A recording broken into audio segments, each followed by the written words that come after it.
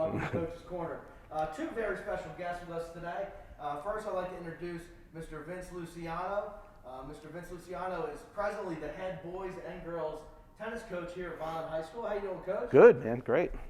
Coach was the assistant girls tennis coach back in 2017 underneath Don Massaro, who was the head coach. Don Massaro, of course, had a very good year that year, as well as the girls tennis team. So we want to give a shout out to Mr. Massaro, who since, well, Tess, after you left and had your career, Coach Massaro worked another year and then retired from teaching and coaching as well. So he's not with us today, but we certainly want to tip our cap to the career that Coach Massaro had. Also with us today is Tess Fisher. Tess Fisher, former student athlete here at Vineland High School. Those of you at home probably recognize Tess, or at least her name. Was a tennis player here at Vineland High. Had a terrific career at Vineland High School, 2018. Graduate of Vineland High with honors. Great student as well as a student athlete. Tess, how are you today? Good, I'm doing well. Good. We're filming this show over the winter break here at Vineland High School. A lot of our former student athletes are home for the break. So we're taking advantage of them being home and kind of doing a Where Are They Now segment, if you will, and checking in with our former student athletes. As we know, Tess signed an athletic scholarship to go to Rutgers University and to play in the Big Ten Conference. Tess, how's it been going so far at your time at Rutgers? Everything's been going pretty well. I mean, I love competing there. It's awesome being in the Big Ten. The competition is always so good, and it's awesome because, like, in high school, I was able to be a part of a team, and then going into college as well as still being on a team, it's great. That's like the best part of tennis, just because it's so individual and everything. When you get that team part, it really helps a lot and makes it so much fun. And school's going well too. In the beginning, it was kind of tough to balance school and tennis, but you get into a routine just like you do anywhere else, and it's going well. That's great, Tess. You mentioned being, at Rutgers and balancing academics and athletics. Of course, playing in the Big Ten, Division I tennis is a huge commitment of time and everything. How important is scheduling of your time? Yes, scheduling is extremely important. If you don't have a schedule, it's like super easy to fall behind. But I noticed, like, once you do have a schedule, everything just seems like you're just in a routine. Everything goes well, and it's actually kind of funny. In the fall, we don't have as many matches, and I don't do as well academically in the fall. But in the spring, we have so many matches, and I'm a lot more busier and everything. And my grades are always better in the spring than in the fall. So you're focusing more on what you need to do and when you need to do it. Yeah, like there's no time to mess around or procrastinate. That's a great point, Tess. For those of us at home that are watching that know high school or follow high school tennis, we know that female tennis is in the fall, but in college it's a little different.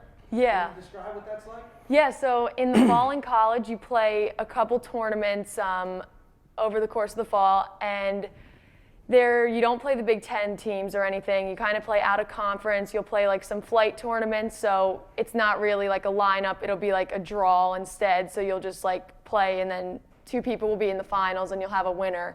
Whereas like in the spring, you play dual matches, so it's like 6 versus 6, and there's a total of 6 points you could get, or 7, sorry, because there's a doubles point as well. And yeah, so it's just a little bit different, but both are really fun. Okay. Coach Luciano, we're looking at Tess's high school accomplishments on the screen right now. As you can see, there are too many to fit on one screen. We're going to scroll through here, but the years that Tess was here, let's talk about Tess Fisher first, and then talk about the athletics during those years. I mean, what were those years like, and what was it like to be an assistant coach for a player like Tess? Well, we knew coming in how busy we were going to be, and we put a lot of miles on Coach Massaro's van, the buses, but I think he wound up playing 163 matches, correct? Yeah, 163, which is unprecedented. That is a state record. So we were just busy, but it was fun busy. And I'd explain to my wife, I got 2 young kids at home, that we're going to be busy every fall now until this kid graduates. We're going to be pumping in some miles. And she was great. She understood, and it was fun. it wasn't. It went really fast, actually. It really did. Yeah, and you bled with her on the court, and I suffered more than she did. She would always. She didn't suffer much. No, not much, but those 3 losses were huge, and I'm a mess on the way home, and she's like, "Hey, you okay?" I'm like, "No, I'm not." that was tough for me, and she goes, "Well, you learn more from your losses than you do from your wins," and I tell my kids that now. So she taught me more things than I think we've taught her, which is it's a blessing. Yeah. So Tess, you leave Vineland High School a state champion. You win the individual state championship your senior year in high school.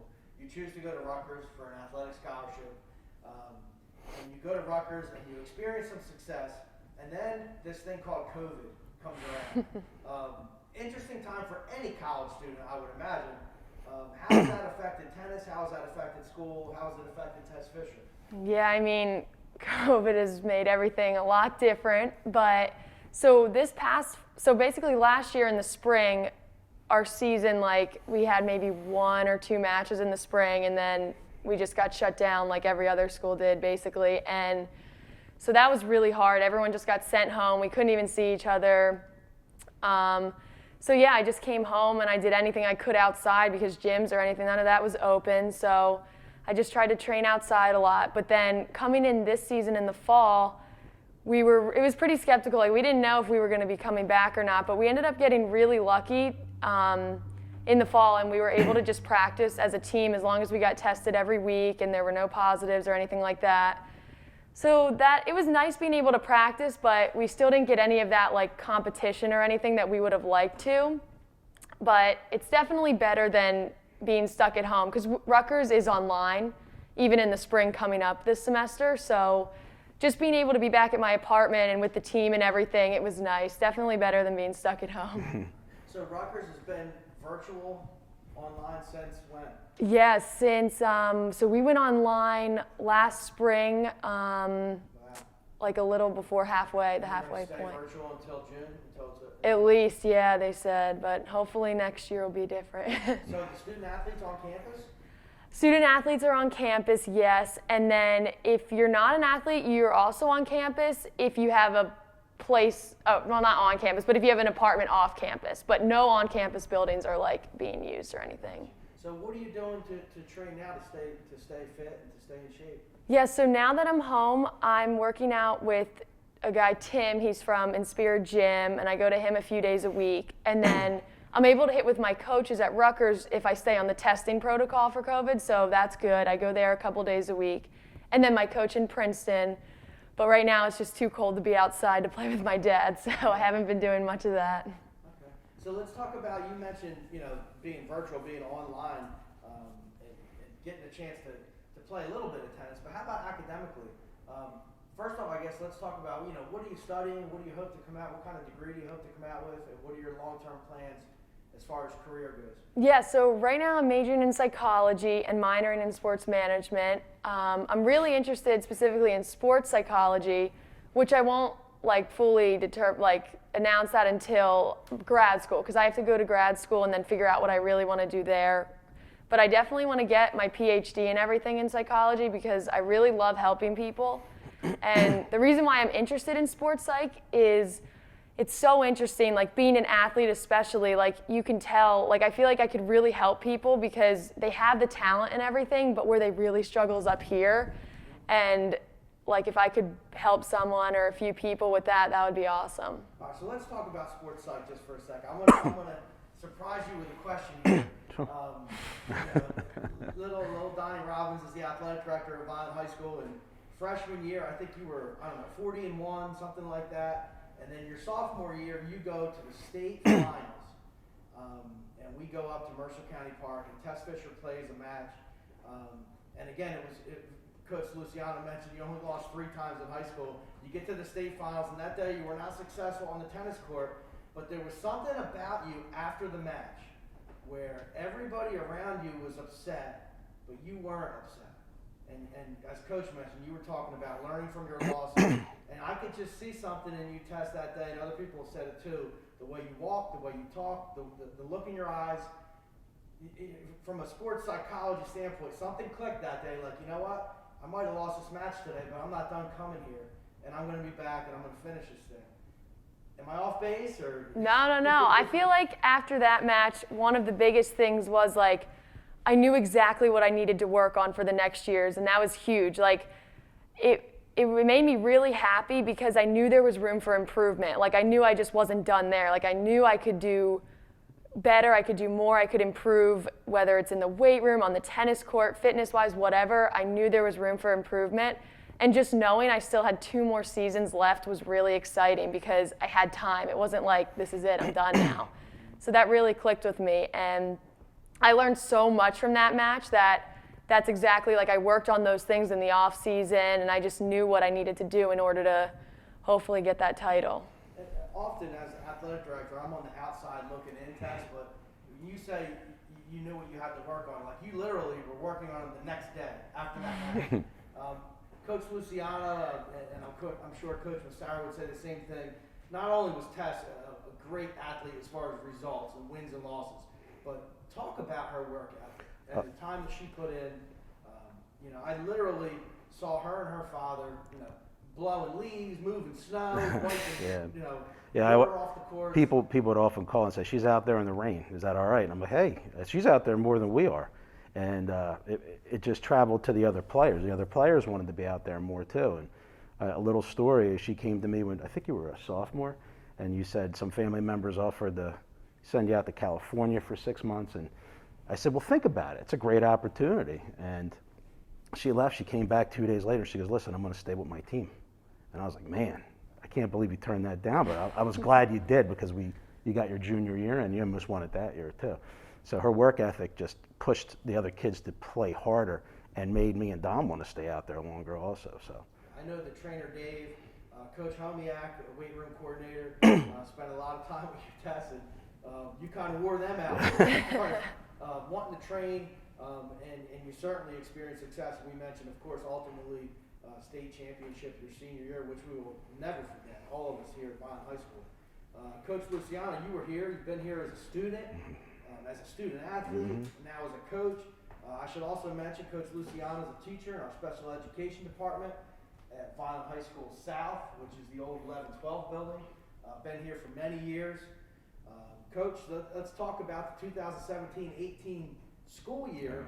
As far as athletics go, we talk about Tess Fisher, and, not to mention other names, but there was a ton of talent that year, student athlete wise. That was our peak. I mean, right now we're starting to gain some more steam, but we took kids that weren't really tennis players with the state champion, and we win a South Jersey, and then she goes and wins a state title, and it just bleeds right into the Coach Russo and Pacheco, who's doing amazing things now with the football team. They're winning.